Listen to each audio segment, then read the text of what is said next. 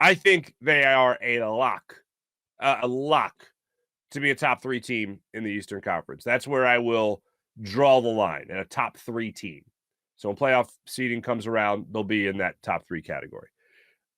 They could lock in a number 2 spot and certainly lock in a number 1 spot as the season goes on.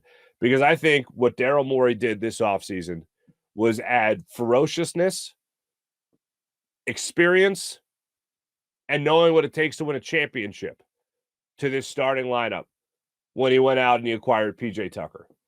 And I said all these things at the time that he was traded and now, there's at the time that he was acquired, and now I'm looking at it just before the season starts tonight in Boston. And I'm thinking about what the Sixers needed. They need someone to say, this is what the rest of the league thinks about you. This is how the rest of the league respects you. Joel Embiid, this is how good you are. They needed an outside voice to come in here. And I think P.J. Tucker can be that guy. He can be that outside voice. He can be the guy that knows what it takes to win a championship from what he was around when he was with the Milwaukee Bucks. He obviously was a part of a pretty damn good Miami Heat team last year that bounced the Sixers. So when I look at this from a bird's eye view, I look at a guy that comes in here and brings in that knowledge of how everybody else views this Sixers team.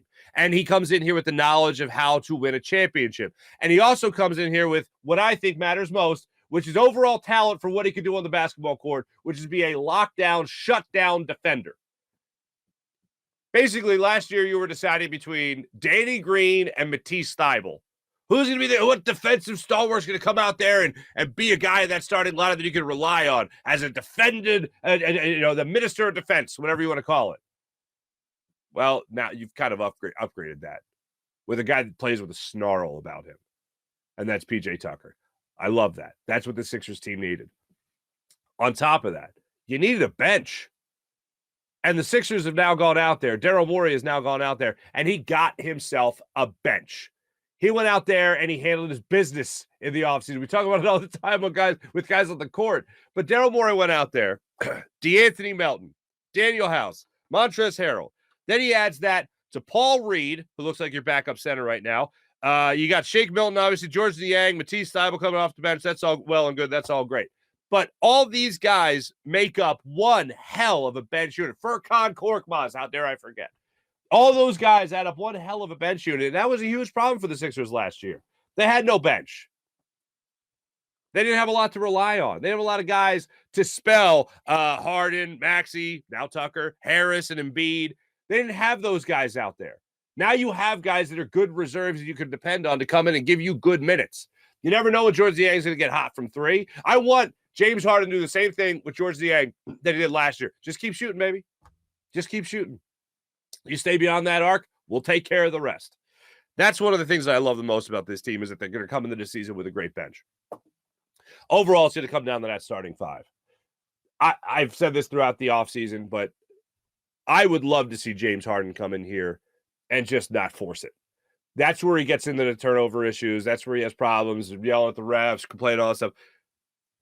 I really think for this team to have an exorbitant amount of success, for this team to be the best team in the Eastern Conference, for this team to get that number 1 seed again, and I know we all have the scarring still. They haven't healed from the number 1 seed the last time the Sixers got it, getting bounced out in the second round against the Atlanta Hawks. But I truly believe the best version of this Sixers team will be we always talk about 3 and D.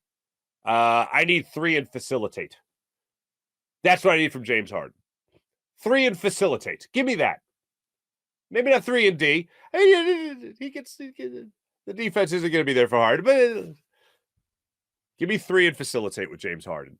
Give me a guy that's going to go out there, maybe get you 20 points, maybe get you 12 to 15 assists.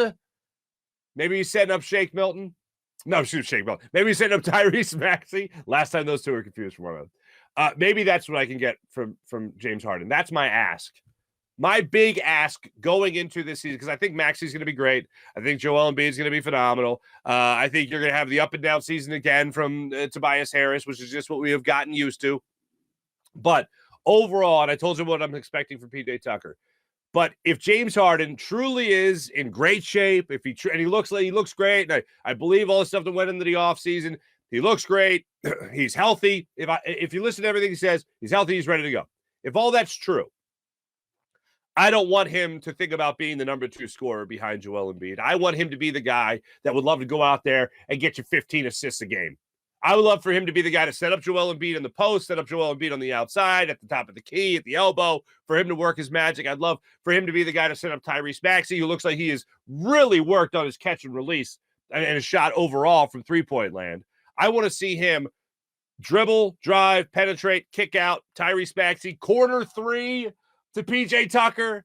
That's what I want to see from James Harden this year. I don't want to see the 1,000 dribbles to the top of the key. Where am I going? Where am I going?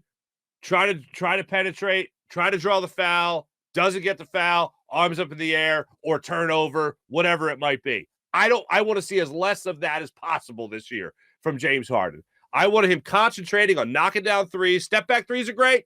Keep that coming. You made your bread and butter off that.